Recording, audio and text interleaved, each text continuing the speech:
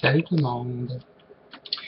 Et bon, ça fait quand même un petit bout que j'ai pas fait de vidéo, donc aujourd'hui je vais en faire une sur les orbes et expliquer un peu qu'est-ce que c'est et comment bien les reconnaître sur une photo et tout ça. Vous devez savoir que les orbes, du moins jusqu'à présent, il n'y a rien qui a été prouvé scientifiquement. Mais bien entendu, avec les années, les recherches et tout ça, euh, bon, d'après ce que j'ai pu voir, d'après ce que j'ai pu lire aussi, et je parle également selon mon expérience, à 99% du temps, des orbes ne sont que de la poussière.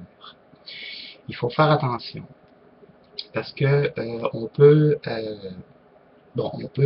voir une photo et puis malheureusement on peut confondre avec un orbe et de la poussière. D'où la raison que je vais vous expliquer un peu comment bien, en tout cas du moins avec mon expérience bien entendu, parce que quand je parle, quand je fais mes vidéos, je l'explique à terme d'expérience et non à terme scientifique. Ensuite, libre à vous d'en faire de votre propre opinion. Donc, en fait, un orbe, qu'est-ce que c'est un orbe? C'est une simple boule d'énergie. Non, c'est pas une entité, c'est pas c'est pas un esprit, c'est rien de tout ça. C'est simplement de l'énergie. Donc, comment faire la différence entre un orbe et une poussière? En fait, c'est simple. C'est que tout d'abord, vous devez savoir que quand on prend une photo avec avec un appareil, peu importe, que ce soit un téléphone cellulaire, que ce soit un appareil numérique, quoi que ce soit, vous savez que si on utilise une lumière et surtout le flash, automatiquement, ça va apparaître sur vos photos. Donc, vous allez voir des espèces de ronds blancs et tout ça. Et qu'est-ce qui fait ça? C'est la lentille plus, vous savez que c'est multiplié par selon le zoom. Et si que vous n'utilisez pas le zoom, mais il y a quand même un multiplicateur. Donc, c'est ce qui fait que bien souvent, ça peut être tout petit ou tout gros, tout dépendant de la photo et tout ça. Donc, qu'est-ce qui fait que il y a ça, c'est suite au flash. D'où la raison que bien souvent, moi, je préfère utiliser, comme j'ai dit dans une de mes vidéos précédentes, d'utiliser une lumière verte.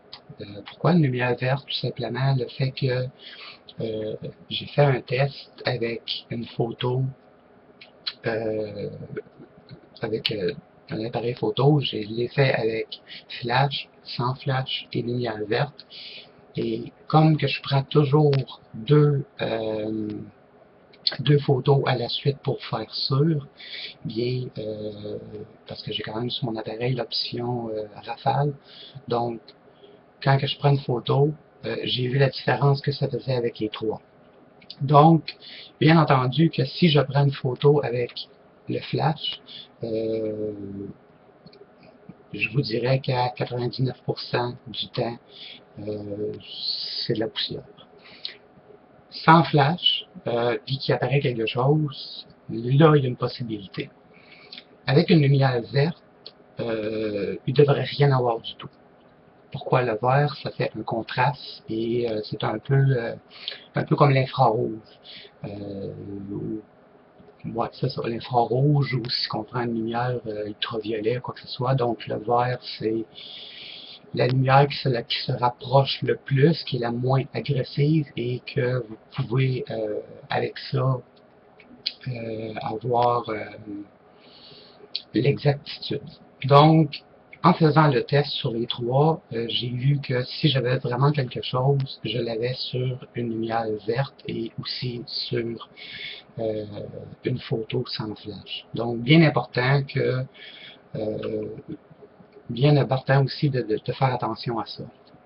Et puis, bon, qu'est-ce qui cause ces fameuses orbes-là sur une photo? C'est simple. Si vous prenez une photo, par exemple, vous rentrez dans une pièce et puis que vous prenez des photos, automatiquement la poussière va monter. C'est une chose qui est automatique. Même si on la voit pas à l'œil nu et tout ça, vous savez que, bon, je vais vous donner un exemple, quand le soleil traverse une fenêtre et puis que, bon, si vous avez des rideaux, tout ça, et puis que vous voyez les rayons, bien souvent, si vous vous placez de côté, vous pouvez voir la poussière. Mais c'est un peu la même chose avec le Kodak. Donc, lui, si vous rentrez dans une pièce, il va automatiquement, bon, capter ça.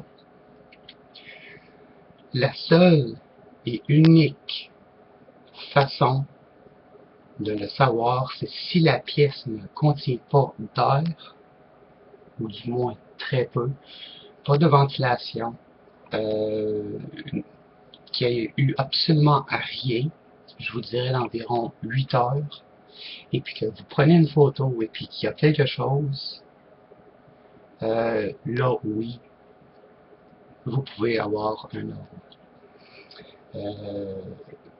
Comme je vous ai dit au début de la vidéo, ça c'est ce qui a été avec mon expérience à moi et selon ce que j'ai pu lire.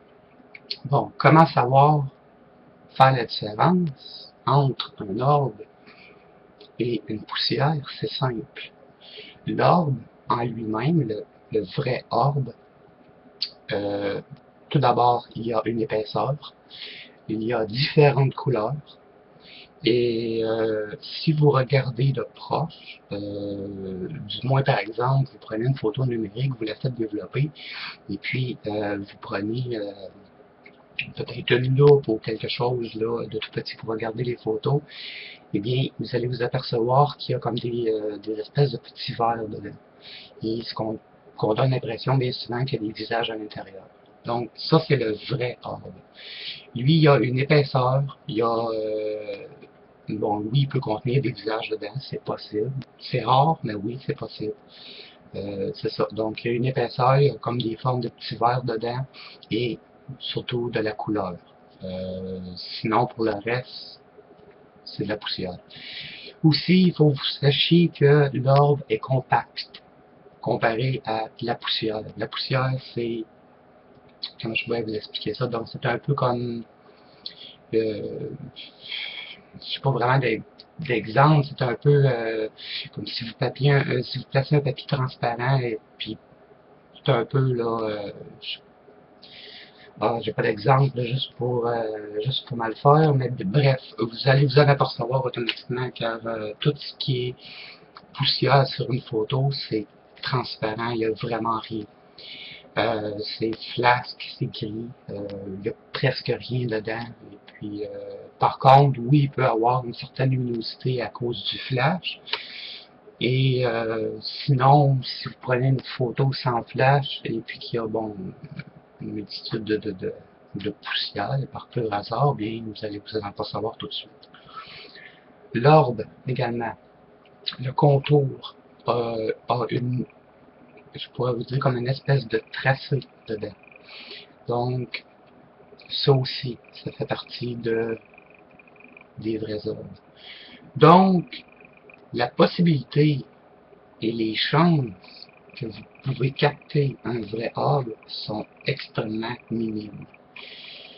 D'où la raison que, bon, souvent je vois des photos et tout ça, et puis, bon, il y en a que c'est des vrais, puis il y en a que, bon, je sais qu'il y a des gens que ça les fâche quand je leur dis que c'est de la poussière. C'est un côté un peu que je suis pas sceptique, mais que je suis vraiment très rationnel là-dessus. Je suis quand même bas d'esprit, tout ça, je vais quand même prendre le temps de l'observer, mais à le voir, à la première vue, je vais le savoir tout de suite. Donc, il faut pas non plus, si je peux dire en bon québécois, prendre tout pour du cash. Donc, il faut vraiment être rationnel. Quand vous prenez une photo et puis que vous voyez, bon, il y a quelque chose, il faut prendre le temps de regarder la photo. Il y a des multitudes de logiciels là, que vous pouvez agrandir la photo et puis vous allez voir que avec les logiciels, en agrandissant, vous allez même vous apercevoir qu'il y a une certaine épaisseur et tout ça. Donc c'est pour ça que dans certaines émissions, surtout aux États-Unis, quand je vois des gens qui disent ah ben nous avons capté les orbes et tout ça, désolé, mais je les crois pas. Pourquoi? Parce que on voit ces gens-là qui rentrent dans la pièce, et puis tout de suite, ils vont prendre une photo. Écoutez, il faut quand même être réaliste. On déplace de la poussière et tout ça. Donc, c'est sûr que 99% des gens qu'on voit dans les émissions, que ce soit en France, aux États-Unis, n'importe où, mais c'est comme c'est comme illogique de dire que c'est un orbe, en fait, que c'est totalement de la poussière. Donc, c'est pour ça qu'il faut faire attention. Donc, ce que je vous suggère, c'est toujours, du moins, utiliser le moins possible le flash. Aussi, oui, si vous utilisez le flash, soyez certain que l'endroit n'a pas été euh, visité ou peut-être, ben, là on parle d'un endroit, mais si on parle d'une pièce chez soi, par exemple, le meilleur exemple possible, tiens, une salle de bain. Vous partez 2 jours, vous revenez. C'est à peu près le seul endroit qui pourrait être, que je pourrais dire vraiment que il n'y a comme pas de ventilation, comme pas de fenêtre. Ben oui, il y en a, mais bon, c'est quand même, c'est comme la seule place, c'est que c'est fermé. Donc, puis si vous prenez une photo, puis que vous captez quelque chose, c'est un exemple parmi tant d'autres, là. Mais sinon, comme je vous dis, lumière verte, et faites sûr que l'endroit n'a pas été, qu'il n'y a pas eu personne qui s'est promené dans l'endroit, dans la pièce, ou peu importe. Si c'est un lieu, exemple un cimetière et tout ça, ce que je vous suggère, c'est peut-être prendre une lampe de poche ou une lumière euh, infrarouge, si c'est dans l'option de votre appareil. Sinon, je sais qu'il y a des applications gratuites qu'on peut prendre des photos. Vous faites là, une recherche dans Google Play et puis vous allez voir, là, je l'ai dans mon appareil, c'est parce qu'il est comme déchargé, il faut que je la recharge, mais sinon, moi, j'ai un appareil qui fait que je peux prendre des photos en infrarouge. Donc, en fait, si je capte quelque chose, je vais le capter tout de suite. Donc, tout ça pour dire que les orbes, 99% du temps, c'est de la poussière. 1%, c'est des orbes. Mais ce 1%-là, il faut vraiment être chanceux pour être dedans. Donc, il ne faut pas non plus comme je dis souvent, faut pas voir du paranormal partout, faut pas non plus, comme on dit, se prendre la tête avec ça. Il faut prendre le temps de toujours bien analyser les choses. Ça, c'est tout comme les apparitions. Des fois, il y a des gens qui vont poster des photos et tout ça, et puis ils vont me dire, bon, mais il y a quelque chose. Quand j'ai un doute, je vais prendre le temps de prendre la photo et l'analyser, agrandir, y aller selon bon, noir et blanc, thermique et tout ça. Et c'est ce qui fait que je peux savoir ou non s'il y a quelque chose. Mais bien souvent, il faut faire attention. Il y a l'angle de la photo, s'il y a un meuble tout proche et puis qui fait un reflet. Euh, c'est vraiment, vraiment, vraiment la photographie, c'est une chose qui est traite. Qui est traite parce qu'un simple mouvement peut vous faire voir une tonne de choses, mais qu'en fait, c'est absolument rien. Euh, Cependant, c'est sûr que, bon, je ne dis pas qu'il n'y a absolument rien sur certaines photos.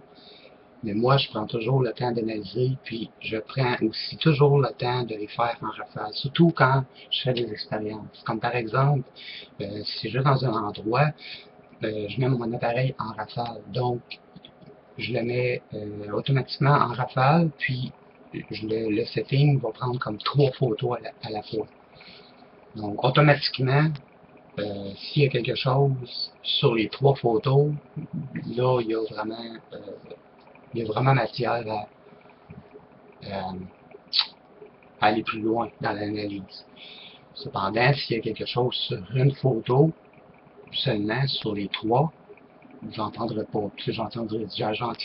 pas compte. Je vais simplement laisser tomber et passer au suivant.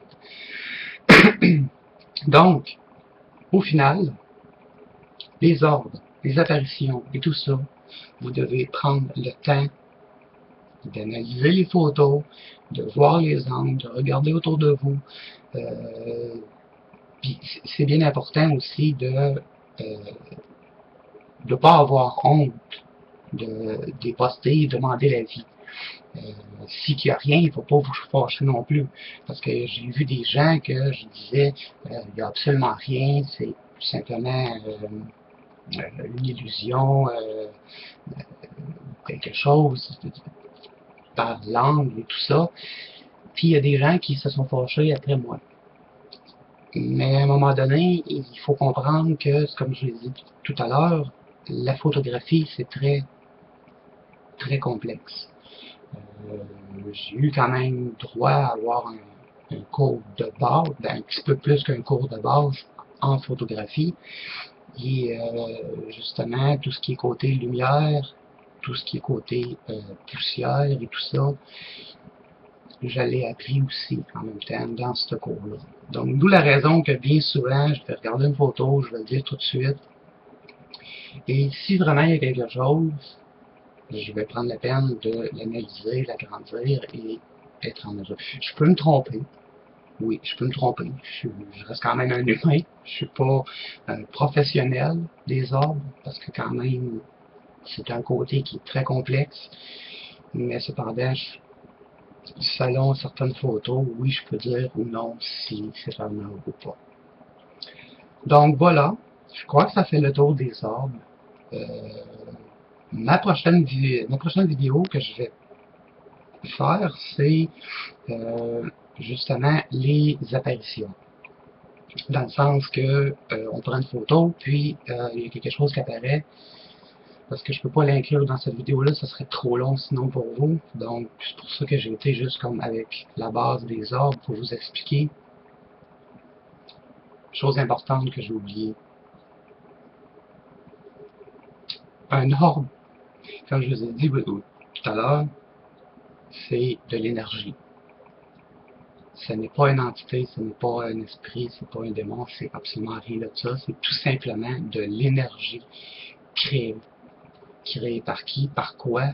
Ça peut être par un champ magnétique, ça peut être par la vôtre, ça peut être votre propre énergie, ça peut être l'énergie créée par une entité, oui, effectivement, c'est possible.